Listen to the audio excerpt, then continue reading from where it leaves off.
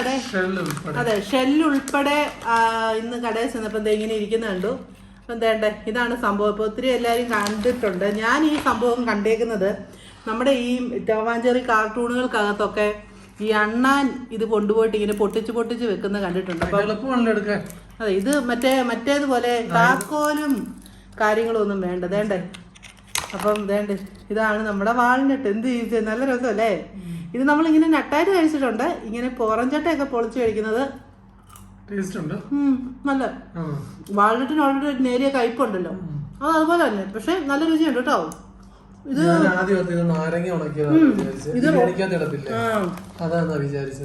ഇത് റോസ്റ്റഡാ കേട്ടോ. രുചിയുണ്ട് കേട്ടോ, നല്ല രുചിയുണ്ട്. സാധാരണ തന്നെ വാൾനട്ട് നമ്മൾ മേടിക്കുമ്പോൾ ഉള്ള ആ ഒരു രുചി ഉണ്ടല്ലോ, ആ രുചിയുണ്ട്. അതുകൊണ്ട് ഇതിൻ്റെ അകത്ത് ഇരിക്കുന്നുണ്ട് എന്തോ ഒരു ബ്രെയിൻ ഒക്കെ ഇരിക്കുന്ന കണക്കാ അല്ലേ.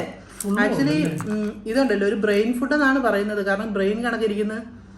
അപ്പോൾ അതുപോലെ ഈ വാൾനട്ടിന് ഒരുപാട് ഗുണങ്ങളുള്ള ഒരു നട്ടല്ലേ, വില അതുപോലെ തന്നെയാണ്. അപ്പോൾ പക്ഷേ ഇത് നല്ലൊരു എക്സ്പീരിയൻസ് ആണ് ഇങ്ങനെ പൊളിച്ച് കഴിക്കുന്നത്. നമ്മൾ ഈ കടലയൊക്കെ പൊട്ടിച്ച് കഴിക്കത്തില്ലേ അതുപോലെ. ക്യാമറാമാൻ തട്ടിപ്പറിച്ച് കഴിച്ചിരിക്കുന്നു, അല്ലേ, ടേസ്റ്റ് ഉണ്ട്.